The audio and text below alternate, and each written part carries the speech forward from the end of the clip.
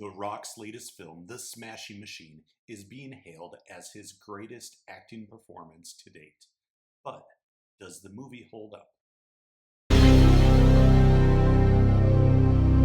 Greetings, movie fans, and welcome back to SMG Movie Talk. And today, I want to give you my review for The Smashing Machine. Now, The Smashing Machine is the latest film starring The Rock, Dwayne Johnson, and he plays the role of Mark Kerr, a UFC fighter kind of on the rise of his career. It picks up when he won, I believe it was like 11 matches in a row, and he's really kind of shooting to stardom. Now, this takes place in the early 2000s when UFC was kind of first starting out. He also was taking fights in Pride, which was kind of UFC's partner in Japan. So that was really his start to his careers, bouncing between UFC and Pride and kind of rising through the ranks in those companies as UFC was really starting to flourish here in America. Anyways, Mark Kerr, while he was a UFC fighter and battling with his opponents in the ring, he also had to battle his own demons outside the ring.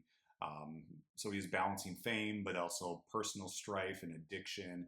He had this really codependent, toxic relationship with his girlfriend that's played by Emily Blunt in this movie.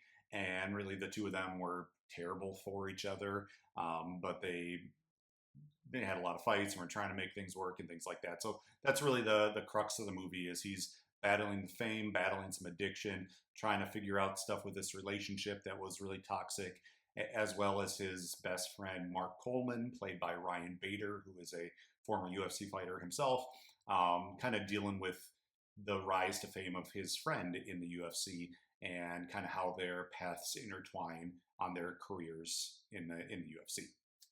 Anyways, The Rock's performance in this movie. This is something that is talked about a lot, and before I saw the film, you'd see the trailers, you'd see how The Rock really transforms himself. I know there's some facial prosthetics and things like that going on, and I heard that he got, maybe it was the movie as a whole, but got like a 10-minute standing ovation. I believe it was at Toronto International Film Festival. So went in with high hopes for this movie and high hopes for The Rock. Unfortunately, it did not deliver. You can see in this movie that The Rock is really trying to deliver something deeper, but it just kind of falls flat. It gives some emotional scenes he can chew on a bit, but it doesn't end up being very compelling. Um, there's talk about The Rock winning an Academy Award for this film, and I just don't see it. Sure, it probably was his best performance in his career, but that's not saying much.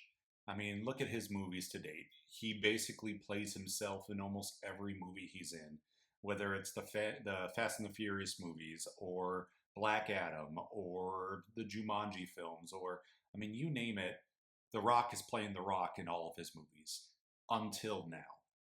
But just because he plays a different character a little bit doesn't mean he's deserving of an Academy Award. I just don't see it, and I'm surprised that there's even Oscar buzz around his performance because it was just kind of boring.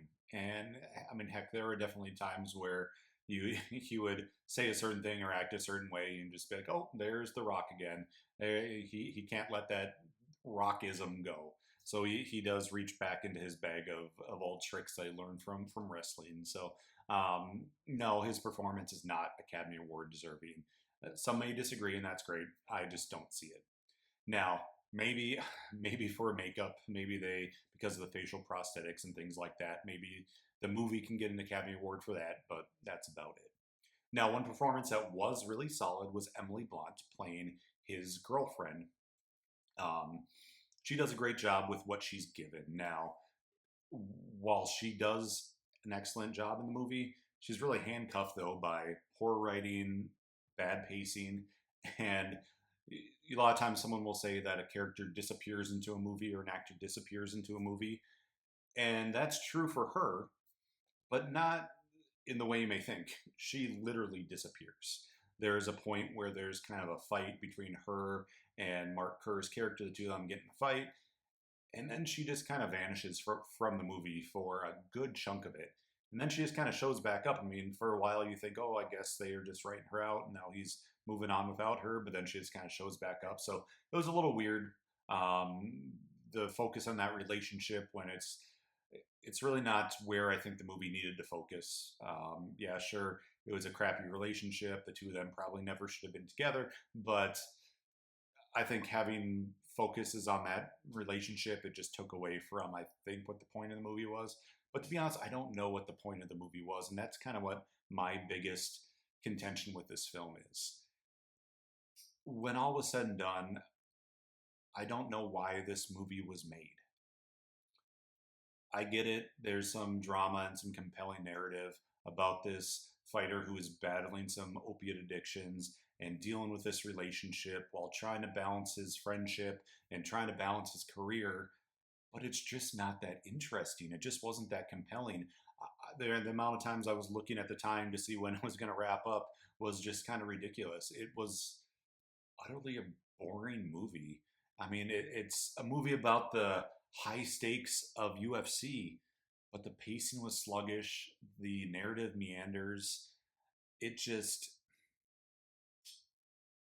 it just wasn't very good. The emotional arcs in the movie, they feel forced. They don't feel authentic.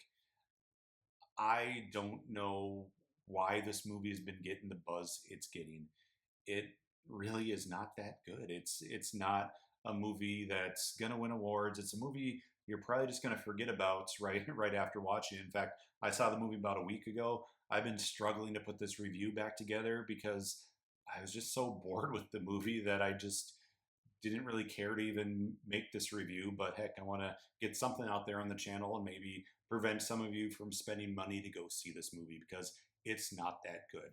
One part of the movie that I did like a lot was Ryan Bader's performance as Mark Coleman. That his performance really delivered a level of authenticity to this film that was sorely missing throughout it. You've got The Rock playing Mark Kerr, and it just kind of still felt like The Rock playing himself a little bit with some makeup on. But Ryan Bader, who's not an actor by trade, playing this other UFC fighter, that felt earned, that felt earnest, and that felt like he was really trying to give something to this performance because I mean heck he's got a passion for the UFC, so he did an excellent job and I think he was probably the true standout of this movie. I know this movie is directed by Benny Safdie, who typically directs movies alongside his brother, so it was his first attempt at directing himself. And unfortunately, it just wasn't that good. I think actually the direction of this movie was one of the biggest downfalls. I think he didn't really know what he was trying to make this movie into. I think he kind of bounced around a lot between ideas and thoughts and things like that to where he didn't really land on a strong narrative. He didn't really land on a good idea of what film he was trying to make. So at the end, I just was left thinking, why did I watch this? What was the point? What story is he trying to tell? If he wrote the movie about Mark Coleman instead, about Ryan Bader's character, that would have been a much more interesting film. That would have been a better film. And part of me almost wonders if that was what the point was to begin with. Maybe he was trying to make a movie about Mark Coleman, but then he cast The Rock to be Mark Kerr, and suddenly The Rock did the Rock thing and took over and became the center point of the movie. I mean, I can't say that for sure. That's just some crazy speculation, but it feels like that could be a possibility given what The Rock has done to other movie franchises over the years. Anyways, as far as a rating in this movie, I'd probably give it a 5.8 out of 10. So just below good. There were some nice elements. There were some pieces there that were interesting, but as a whole, the movie just kind of fell flat.